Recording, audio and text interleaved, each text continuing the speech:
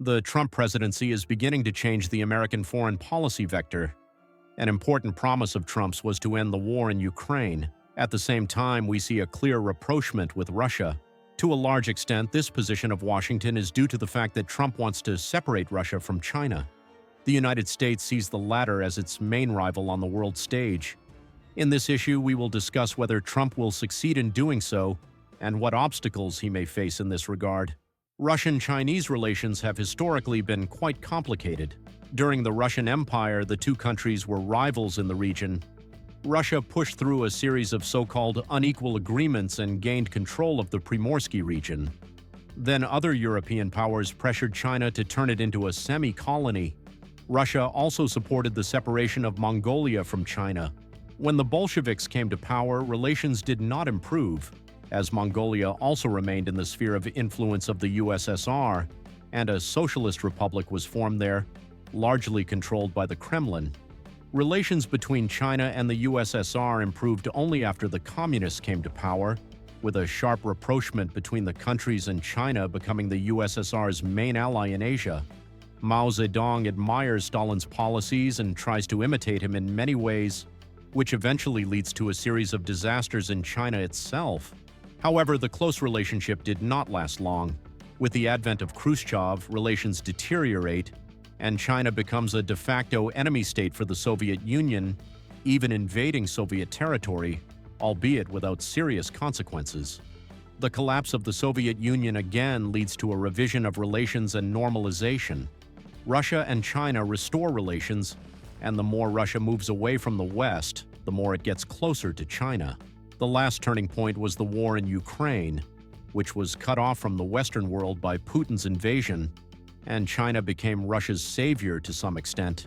Russia is switching to China, and every year the dependence is increasing significantly. Trump's current policy is aimed at minimizing ties between Russia and China. As mentioned above, the Trump administration considers China to be its main threat. In fact, it is the only country in the world that can currently compete economically with the United States. In recent years, it has been actively building up its military, and in terms of defense spending, it ranks second only to the United States. Areas of interest also overlap, with the issue of Taiwan and control over the island being particularly important to China.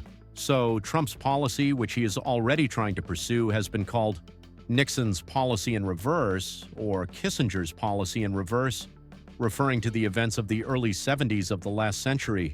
Back then, at the height of the Cold War between the USSR and the United States, the latter sharply intensified its contacts with Communist China and normalized relations between the countries. This brought the United States closer to China. It was finally recognized. Previously, the United States and the Western world recognized only the Republic of China on the island of Taiwan, and even intensified economic contacts. This made it possible to weaken the USSR and minimize the possibility of an alliance between China and the Soviet Union. This policy paid off at the time. The USSR soon collapsed, and China remained on good terms with the United States for a long time. Many analysts believe that the Trump administration wants to pull off a similar story, only now it's the other way around, to establish relations with Russia, a weaker player, in order to weaken its current competitor in the form of China.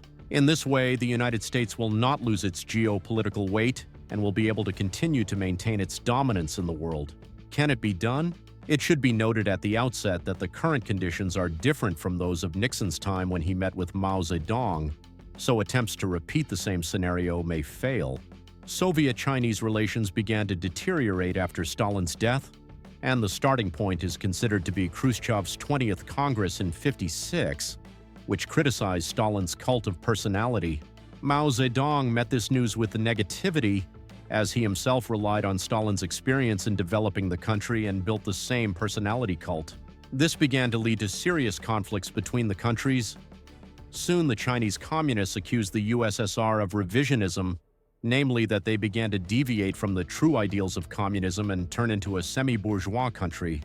Moreover, relations with the West under Khrushchev were partially normalized, with détente in the 1960s, which also did not suit revolutionary China, which dreamed of a world revolution and confrontation with the West.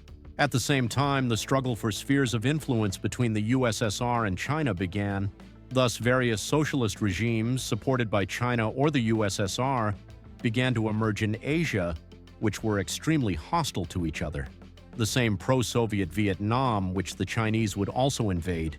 The culmination of the conflict between China and the USSR was the invasion of Damansky Island by Chinese troops in 1969, which led to real hostilities between the countries, albeit short-lived.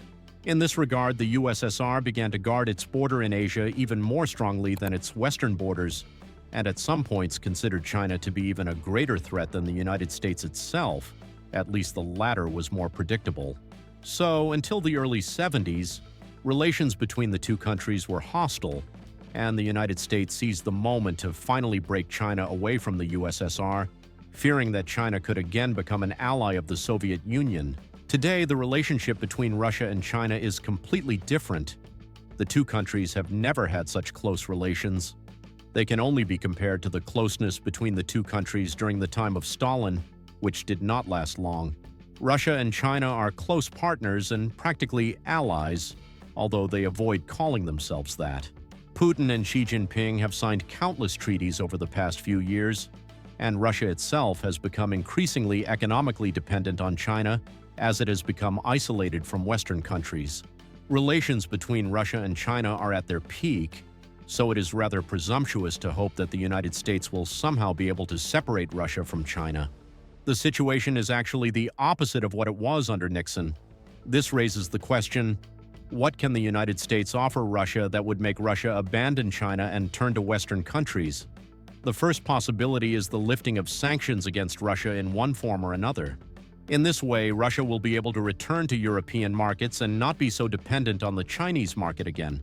For example, to return to the European energy market. This provides opportunities for weakening ties between China and Russia, but it does not guarantee that China's influence will be reduced one way or another. But such a plan is already being discussed in the Trump administration.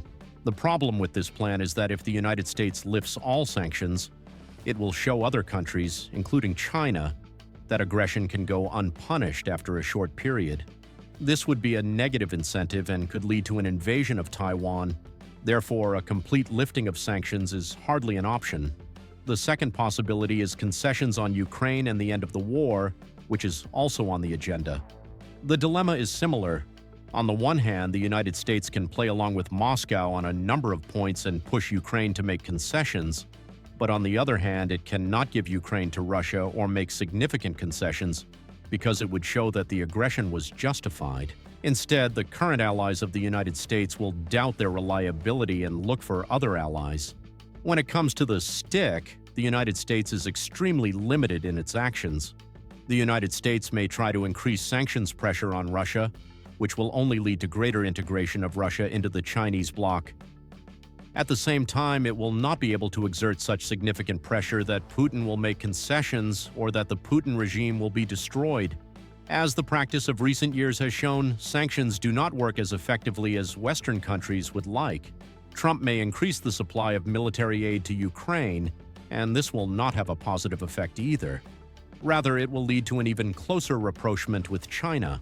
The latter could step up its military aid supplies and make Russia more dependent. The war will drag on, which is also in China's favor. The longer the war lasts, the more dependent Russia will become on China. Today, only China and probably India, Russia's largest trading partners, have real leverage over Russia. The United States is unlikely to be able to seriously influence the decisions of the Russian authorities today.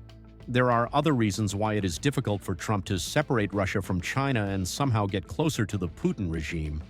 It can be noted that Russia understands that such a policy of the United States may be situational and short-lived. The next elections in the United States will be held in 2028, which could lead to a new foreign policy turn and a change in Washington's policy. Trump himself is obviously in his last term and is unlikely to be able to abolish democracy in the United States. At the same time, Xi Jinping, like Putin, is likely to rule until his death. China has no democratic elections at all. Russia knows how to build favorable relations only with dictatorships, so the United States is hardly a good fit for close relations. Even friendly Armenia, which has embarked on the path of explicit democracy, has begun to move away from Putin. And in general, the United States and Russia have two different prospects for their development and will compete with each other on many issues. Therefore, a full-fledged alliance should not be expected either. I have a separate episode on this topic on my channel. You can watch it. To summarize, the current parallel between Trump's and Nixon's policies is not entirely correct. At that time, rapprochement with China took place against the backdrop of a break with the USSR, when relations were virtually at zero. Today's relations between Russia and China are at their peak, and the United States has virtually nothing to offer Russia. Thank you for watching. Please like and subscribe to the channel to not miss new videos. I never answer to no, man, I still go.